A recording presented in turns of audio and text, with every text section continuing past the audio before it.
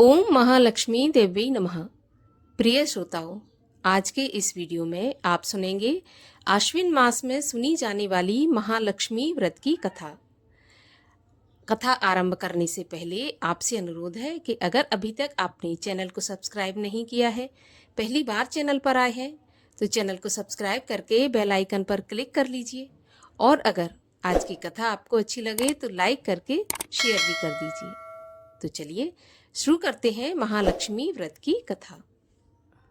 एक समय धर्मराज युधिष्ठिर ने भगवान श्री कृष्ण को प्रसन्न चित्त देखकर कहा कि हे त्रिलोकी के नाथ, समस्त ऐश्वर्यों के स्वामी, आप कृपा करके कोई ऐसा व्रत बतलाइए जो सभी व्रतों में श्रेष्ठ एवं ऐश्वर्य सुख देने वाला हो, तथा जिस व्रत को करके मनुष्य नाना प्रकार के सुख, स्त्री, पुत्र, आयु, महल, हाथी, घोड़ा इत्यादि का फल भोग सके। श्री कृष्ण जी बोले, हे राजन, सुनो, सतयुग में जब वृत्तासुर आदि असुरों ने स्वर्गलोक पर अपना अधिकार कर लिया, तब दुखी हो इंद्र ने ऐसा ही प्रश्न देव ऋषि नारद से पूछा था। ये सुनकर नारद जी बोले कि हे देवराज इंद्र, मैं तुमको एक ऐसा उपाय बताता हूँ जो सर्व मंगलकारी है। इस विषय में एक वृत्तांत सुनो। प्राचीन काल में एक बहुत सुंदर अपूर्व नगर था। वहाँ की भूमि बड़ी रमणीक थी। तरह तरह के रत्नों से विभूषित भूमि एवं पर्वत थे। यहाँ सुंदर चंचल नेत्रों वाली स्त्रियों के बाण रूपी कटाक्ष से कामदेव तीनों लोकों को वश में करता था। उस नगर में चारों पदार्थ धर्म, अर्थ, काम, मोक्ष थे। उसकी विचित्र रचना देखकर विश्वकर्मा भी लज्जित होते थे। उस नगर में मंगल सेन नाम का राजा राज्य करता था। उसकी चिल देवी और चौल देवी नाम की दो रानियां थीं। एक दिन राजा अपनी प्रिय रानी चौल देवी के साथ अपने महल की छत पर बैठा हुआ था। वहां से उसने समुद्र के जल से घिरा हुआ एक रमणीक स्थान देखा। उसे देखकर राजा प्रेमातुर हो अपनी प्रिय रानी चौल देवी से बोला कि हे प्रिय, देखो, यहाँ पर तुम्हारी प्रसन्नता के लिए नंदन वन को लज्जित करने वाला एक सुंदर बाग लगवाऊंगा। और अपनी प्रिया की प्रसन्नता हेतु राजा ने बगीचा लगवा दिया। कुछ दिन बाद वह बाग वृक्षों, लताओं, फल फूलों एवं रंग बिरंगे पक्षियों की चहचहाहट से अपनी अद्भुत छटा दिखाने लगा। एक दिन उस बाग में बड़ा भयंकर प्रलय काल के समान एक सूकर आया और उसने सारे बगीचे को नष्ट कर दिया। बहुत से बाग के रक्षक भी मार गिराए। कुछ रक्षक उसके भय से व्याकुल हो अपनी जान बचाकर राजा के पास पहुंचे और राजा से सारा हाल कहा। यह सुनकर राजा बड़ा कुपित हुआ और अपनी सेना से बोला कि तुम शीघ्र वहां जाकर उस भयंकर शूकर को मार डालो। राजा की आज्ञा पाकर सेना चल दी और घोड़े पर बैठकर साथ में राजा भी चल दिया। चारों ओर से बगीचे को घेरकर राजा ने सैनिकों से कहा कि जिस मार्ग से शूकर निकलकर भाग जाएगा और उस मार्ग का कोई भी रक्षक उसे नहीं मार सकेगा तो मैं उसका सिर काट डालूंगा। और बाग के एक ओर राजा स्वयं अपना घोड़ा अड़ाकर खड़ा हो गया। दैव योग से वह शूकर राजा के पास से ही निकलकर भाग गया। राजा बड़ा लज्जित हुआ और घोड़े को चाबुक से मारता हुआ उसका पीछा करने लगा। पीछा करते करते वह सिंह, व्याघ्र आदि हिंसक जीवों से युक्त घोर जंगल में पहुंच गया। वहां पर ताल, तमाल, हिताल, शाल, अर्जुन, लता आदि के वृक्ष थे। राजा जंगल में चारों ओर देखने लगा। आगे चलकर शूकर राजा के सामने आया। राजा ने देखते ही उसे भाला मार दिया और भाला के लगते ही वह शूकर ने अपना शरीर त्याग दिया और सुंदर गंधर्व शरीर धारण करके विमान में बैठकर अपने लोक को जाते हुए राजा मंगल सेन से बोला कि हे पृथ्वीपति, आपका कल्याण हो, आपने मेरा उद्धार किया है। अब मैं आपको अपने श्राप की एक कथा सुनाता हूँ। मैं चित्ररथ नाम का एक गंधर्व हूँ। एक बार देव समूह में ब्रह्मा जी बैठे हुए थे कि चंचतपुट आदि तालों के साथ में सप्त स्वर में उत्तर गान कर रहा था। गाते गाते मेरी ताल बिगड़ गई। इस पर क्रोधित होकर ब्रह्मा जी ने मुझे शूकर होने का श्राप दे दिया। फिर मैंने जब प्रार्थना की तो उन्होंने कहा कि तेरा उद्धार धर्मात्मा राजा मंगल सेन के हाथों से होगा। अतः मैं अधम योनि को छोड़कर अपने गंधर्व स्वरूप को प्राप्त हो गया हूँ। हे राजन, मैं वरदान स्वरूप देवताओं को दुर्लभ चारों फल धर्म अर्थ काम मोक्ष का देने वाला एक व्रत बतलाता हूँ। ये व्रत महालक्ष्मी जी का है। इसके प्रभाव से आप चक्रवर्ती राजा होंगे। अब आप अपनी राजधानी वापस जाइए। नारद जी बोले, हे इंद्र, इस प्रकार कहकर गंधर्व अंतर्ध्यान हो गया।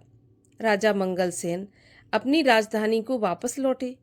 जब वह लौट रहे थे तो मार्ग में उन्हें एक मृग चर्म लिए हुए ब्राह्मण पुत्र अपनी ओर आते दिखाई दिया। राजा मुस्कुराते हुए उनसे बोले कि हे बटुक, तुम देवता, दैत्य, गंधर्व अथवा राक्षस, इनमें से कौन हो? मुझे सच सच बता दें जो आप इस घोर जंगल में आए हैं। ये सुनकर ब्राह्मण पुत्र राजा को आशीर्वाद देते हुए बोला कि राजन, मैं आपके ही देश में पैदा हुआ हूँ और आपके साथ साथ यहाँ आया हूँ। आप आज्ञा दीजिए कि मुझे क्या करना है। भगवान श्री कृष्ण बोले, हे धर्मराज। इस प्रकार उसके पूछने पर राजा ने कहा कि हे विप्र, आज से तुम्हारा नाम नूतन होगा और अब तुम किसी सरोवर से हमारे लिए ठंडा पानी लेकर आओ। राजा की आज्ञा पाकर वह नूतन राजा को एक सुंदर वृक्ष के नीचे बिठाकर स्वयं घोड़े पर सवार हो जल की खोज में चल दिया। आगे चलकर उसने रंग बिरंगे पक्षी देखे। वह वहीं पर चल पड़ा। थोड़ी देर में वह सरोवर के पास पहुंच गया। यह सरोवर बहुत ही रमणीक था। ऐसा प्रतीत होता था कि यहाँ भगवान नारायण का ही निवास है। सुंदर सुंदर कमलों से सुशोभित, चक्रवाक आदि पक्षियों से युक्त, तेज हवा से उठने वाली लहरों को शांत करने वाला, मीठे जल वाला, महर्षि अगस्त की तृषा शांत करने वाला शीतल जल से परिपूर्ण था। जैसे ही वह आगे बढ़ा कि उसका घोड़ा कीचड़ में फंस गया। अतः वह घोड़े से उतरकर सरोवर के चारों ओर देखने लगा। पास में ही उसने सुंदर सुंदर वस्त्र आभूषणों से सुसज्जित मृगनयनी स्त्रियों को देखा, जो मधुर ध्वनि से मंगल गान करती हुई पूजा कर रही थी। नूतन अपने दोनों हाथ जोड़कर स्त्रियों के पास जाकर विनम्र भाव से प्रार्थना करने लगा कि माताओं, आप सब बड़ी श्रद्धा पूर्वक किसकी पूजा कर रही हैं और इसकी क्या विधि है और इससे क्या फल प्राप्त होता है, मुझे बताइए। नूतन की मधुर वाणी सुनकर वे बोली, हे ब्राह्मण, भक्ति भाव से श्रद्धा युक्त होकर सुनो। जो भगवती माया, प्रकृति और शक्ति नाम से प्रसिद्ध है, हम उन्हीं महालक्ष्मी का व्रत कर रही हैं। उसी व्रत की कथा अब तुम भी सुनो। हे ब्राह्मण, ये व्रत भाद्रपद महीने के शुक्ल पक्ष की अष्टमी अर्थात राधा अष्टमी से प्रारंभ होता है। इस दिन प्रातःकाल उठकर 16 बार हाथ पांव और मुंह धोकर 16 धागों से युक्त एक डोरी या कलावा लेकर उसमें 16 गांठ लगाएं और चमेली के पुष्प, कपूर, धूप आदि सुगंधित पदार्थों से प्रत्येक गांठ की पूजा करें और ओम महालक्ष्मी नमः इस मंत्र से 16 बार अभिमंत्रित कर श्री लक्ष्मी जी से प्रार्थना करें। हे महालक्ष्मी, आप हमें धन धान्य, पृथ्वी, धर्म, कीर्ति, आयु, यश और शोभा तथा हाथी घोड़े, पुत्र इत्यादि दो। हे विप्र, इस प्रकार ध्यान करते हुए उस सूत्र को पुरुष अपने दाहिने अंग में और स्त्री अपने बाएं अंग में धारण करके 16 दूर्वा के पौधे और अक्षत लेकर कथा सुने। इस प्रकार भादों सुदी से लेकर अश्विन वदी अष्टमी तक नित्य प्रति कथा सुननी चाहिए। तत्पश्चात अष्टमी के दिन रात्रि के समय जितेंद्रिय व्रतकर्ता को स्नान करके श्वेत वस्त्र धारण करके पूजा गृह में जाना चाहिए और पूर्व दिशा की ओर मुख करके पवित्र आसन पर बैठकर सफेद मोतियों से युक्त अष्टदल का कमल बनाए। उस पर कमल लिए हुए श्वेत वस्त्र धारणी, आभूषणों से विभूषित, अभय वर देने वाली, दोनों ओर हाथियों की सूंड के जल से सींचे जाने वाली श्री महालक्ष्मी जी का ध्यान करके कपूर, अगरबत्ती, चंदन से भगवती का चित्र बनाकर आवाहन करें कि हे महालक्ष्मी, भगवान विष्णु के पास से आप यहाँ आओ। आपके लिए ही मैंने षोडश उपचार पूजन सामग्री एकत्रित की है। हे ब्राह्मण, इस प्रकार 16 दिन समाप्त होने पर व्रतकर्ता को श्रद्धा अनुसार उद्यापन करना चाहिए। उद्यापन विधि इस प्रकार से है। सोने के पात्र में गऊ के सींग मड़वाकर तथा सोना एवं अन्न वस्त्र आदि किसी वेद पाठी ब्राह्मण को दान दें। यदि इतना न हो सके तो यथाशक्ति दक्षिणा दान दें अथवा 16 ब्राह्मणों को जिमाकर वस्त्र आदि की दक्षिणा दें। हे विप्रपुत्र, हमने आपको सर्वोत्तम व्रत बता दिया जिसके करने मात्र से इच्छित फल प्राप्त होता है। इस व्रत को तुम भी करो, अपने राजा से कराओ और जो श्रद्धा से करना चाहे उसे भी कराओ। भगवान बोले, हे युधिष्ठिर, इस प्रकार इस व्रत को स्त्रियों के मुख से सुनकर नूतन बड़ा प्रसन्न हुआ और उनको प्रणाम करके अपने घोड़े को कीचड़ में से निकालकर ठंडा पानी पिलाया और कमल के पत्ते का दोना बनाकर उसमें पानी लेकर घोड़े पर बैठकर राजा के पास गया। राजा को जल पिलाकर नूतन बोला कि राजन, आज मैं यहाँ पर जो कुछ स्त्रियों से सुनकर आया हूँ उसे आप भी ध्यानपूर्वक सुनिए। इस प्रकार का सारा हाल सुनकर उस व्रत को नूतन और राजा दोनों ने ही किया। उस व्रत के प्रभाव से ब्राह्मणों में श्रेष्ठ ब्राह्मण नूतन और राजा में श्रेष्ठ राजा मंगल हो गया। उसके बाद राजा ब्राह्मण को साथ लेकर घोड़े पर सवार हो अपने नगर को चल दिया। राजा का आना सुनकर सब नगरवासी बड़े प्रसन्न हुए और भेंट आदि वस्तु लेकर बाजे गाजे के साथ राजा की अगवानी करने चल दिए। चारों ओर घंटा और घड़ियालों के शब्द होने लगे। ऐसा मालूम होता था कि खुशी के मारे सारा नगर नाच रहा है। 16 श्रृंगार किए गजगामिनी स्त्रियां भी मंगल गाती हुई राजा की अगवानी को आईं। नगरवासियों द्वारा सत्कार किया गया। राजा ब्राह्मण कुमार नूतन के साथ घोड़े पर से उतरकर अपने महल में रानी चौल देवी के पास गया। रानी चौल देवी राजा के हाथ में धागा बंधा देखकर क्रोधित हुई, परंतु उसने क्रोध को छुपा लिया और सोचने लगी कि राजा शिकार के बहाने किसी अन्य स्त्री से प्रेमालाप करने लगा है। इसी कारण उसकी बाह में उस स्त्री ने अपने सौभाग्य के लिए यह डोरा बांध दिया है और साथ ही मुझे देखने के लिए इस ब्राह्मण को भेजा है। अतः क्रोधित हो उसने डोरे को राजा की बाह से तोड़कर फेंक दिया। राजा उसकी करतूत समझ नहीं सका क्योंकि वह सेवकों और मंत्रियों को जंगल का सारा हाल बता रहा था। उसी समय राजा की दूसरी पत्नी चिल्ल देवी की एक दासी राजा को वहां देखने आई। उसने भूमि पर पड़े डोरे को उठा लिया और उस ब्राह्मण से डोरे के बारे में सारा विवरण पूछा। दासी ने सारा विधान जानकर अपनी स्वामिन चिल्ल देवी से जाकर कहा और वह राजा का सूत्र भी दे दिया। रानी ने उसी समय नूतन को बुलावा भेजा और उसके बताए गए व्रत को विधि विधान सहित करने लगी। भगवान बोले, हे पांडुनंदन युधिष्ठिर, 1 वर्ष बीतने पर लक्ष्मी पूजा के दिन रानी चिल्ल देवी के महल में अपार बाजे गाजे बजने लगे। यह देखकर राजा को लक्ष्मी पूजन की याद आई और राजा अपनी बाह में बंधे सूत्र को देखने लगा। जब उसने बाह में बंधा सूत्र नहीं पाया तो नूतन ने रानी चोल देवी द्वारा उसे तोड़कर फेंके जाने का सारा हाल राजा को बता दिया। ये सुनकर राजा क्रोधित हो रानी चोल देवी से बोला कि अरे दुर्बुद्धे, अब मैं तेरे महल में लक्ष्मी पूजन न करके रानी चिल्ल देवी के महल में लक्ष्मी पूजा करूंगा। ऐसा कहकर राजा चिल्ल देवी के महल में चला गया। इसी बीच लक्ष्मी जी बुढ़िया का रूप बनाकर परीक्षा लेने के लिए रानी चौल देवी के घर आईं। रानी चौल देवी उनका निरादर करते हुए बोली, अरे दुष्टे, तू कौन है? मेरे घर कैसे आई? चल भाग यहाँ से। इस प्रकार लक्ष्मी जी रानी चौल देवी से अपमानित होने से उसे श्राप देती हुई बोली कि ए मूर्ख, तूने मेरा अपमान किया है, अतः तू शूकर मुखी हो जा और आज से इस मंगलपुर का नाम कोलापुर हो जाए। फिर बुढ़िया के रूप में लक्ष्मी जी वहां से चलकर परीक्षा लेने के लिए चिल देवी के महल में गई। वहां रानी ने उनका बड़ा सम्मान किया। रानी से सम्मानित हो लक्ष्मी जी ने वृद्धा का रूप त्याग कर साक्षात अपना लक्ष्मी स्वरूप धारण किया।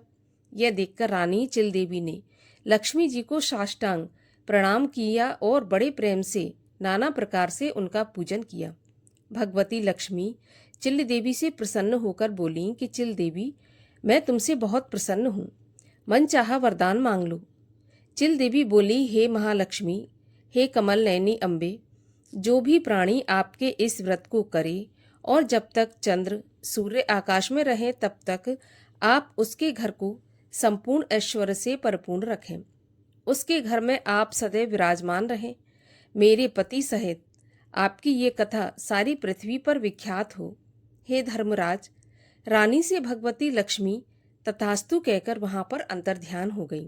तत्पश्चात राजा मंगलसेन ने रानी चिल देवी के साथ बड़ी श्रद्धा से पूजन व्रत किया। दुराचारणी रानी चोल देवी ईर्ष्यावश होकर रानी चिल देवी के महल में जाने लगी। वहां बैठे पहरेदारों ने उसे अंदर जाने से रोक दिया, क्योंकि लक्ष्मी जी के श्राप के कारण उसका शूकर के समान मुख दिखाई पड़ता था। रानी दिखाई नहीं देती थी। तब वह दुखी हो जंगल में महर्षि अंगिरा के पास गई। उसकी यह दशा देखकर मुनि अंगिरा ने अपनी ज्ञान दृष्टि द्वारा उसकी सारी बातें जान ली। तब मुनि ने लक्ष्मी जी के कुपित होने का कारण उससे कहा और स्वयं श्री लक्ष्मी जी से उसके अपराध की क्षमा याचना करने लगे। उससे श्री लक्ष्मी जी का पूजन व्रत भी करवाया। व्रत के प्रभाव से वह रानी पुनः अपने लावण्यमयी स्वरूप को प्राप्त करके कीर्ति पाने लगी। इसके बाद उसी वन में राजा मंगलसेन शिकार खेलने को गया। वहां मुनि अंगिरा की कुटी में रूप लावण्य से युक्त उस अनुपम देवी को देखकर राजा मंगलसेन बोला कि हे महर्षि, यह अपनी सुंदरता से इस वन को प्रकाशमान करने वाली स्त्री कौन है? इसका कारण मुझसे कहो। राजा की बात सुनकर महर्षि अंगिरा ने उसकी सारी कथा सुनाकर रानी चोल देवी उसे सौंप दी। राजा प्रसन्न चित्त हो रानी चोल देवी को अपने साथ अपनी राजधानी लाया और रानी चिल देवी सहित पृथ्वी के नाना प्रकार के भोग भोगने लगा। दोनों रानी बड़े प्रेम से मिलकर रहने लगी और राजा की सेवा करने लगी। राजा मंगलसेन पृथ्वी के समस्त सुख भोग कर अंत में स्वर्ग को गया और मंगल नक्षत्र के नाम से विख्यात हुआ। नारद जी बोले, हे इंद्र, समस्त व्रतों में श्रेष्ठ महालक्ष्मी का व्रत मैंने तुमसे कहा। जो व्यक्ति इस व्रत को करेगा वह धर्म, अर्थ, काम, मोक्ष चारों पदार्थों का भागी होगा। अतः तुम भी इस व्रत को करो, जिससे धन धान्य, भूमि, कीर्ति, आयु, यश, शोभा, घोड़ा, हाथी, पुत्र, पौत्र आदि प्राप्त हों और तुम्हारी कीर्ति फैलती रहे। इंद्र नारद जी को प्रणाम करके अपने लोक को गए और वह व्रत किया। भगवान श्री कृष्ण बोले, हे युधिष्ठिर, नारद जी से देवराज इंद्र द्वारा पूछे गए श्रेष्ठ व्रत को मैंने तुम्हें बता दिया, जो सांसारिक और पारलौकिक सुखों को देने वाला है। महालक्ष्मी व्रत की कथा समाप्त हुई। बोलिए महालक्ष्मी माता की जय। और आइए अब करते हैं माता लक्ष्मी की आरती। ओम जय लक्ष्मी माता मैया, जय लक्ष्मी माता, तुमको निस दिन सेवत हर विष्णु विधाता। ओम जय लक्ष्मी माता, ब्रह्माणी रुद्राणी तुम ही जग माता, सूर्य चंद्रमा ध्यावत नारद ऋषि गाता। ओम जय लक्ष्मी माता, दुर्गा रूप निरंजनी सुख संपत्ति दाता, जो कोई तुमको ध्याता रिद्धि सिद्धि धन पाता। ओम जय लक्ष्मी माता, तुम पाताल निवासिनी तुम ही शुभदाता, कर्म प्रभाव प्रकाशिनी भवनिधि की त्राता। ओम जय लक्ष्मी माता, जिस घर में तुम रहती सब सद्गुण आता, सब संभव हो जाता, मन नहीं घबराता। ओम जय लक्ष्मी माता। तुम बिन यज्ञ न होते, वस्त्र न कोई पाता, खान पान का वैभव सब तुमसे आता। ओम जय लक्ष्मी माता। शुभ गुण मंदिर सुंदर क्षीरोदधि जाता, रत्न चतुर्दश तुम बिन कोई नहीं पाता। ओम जय लक्ष्मी माता। लक्ष्मी माता की आरती जो कोई जन गाता, और आनंद समाता, पाप उतर जाता। ओम जय लक्ष्मी माता। बोलिए महालक्ष्मी मैया की जय।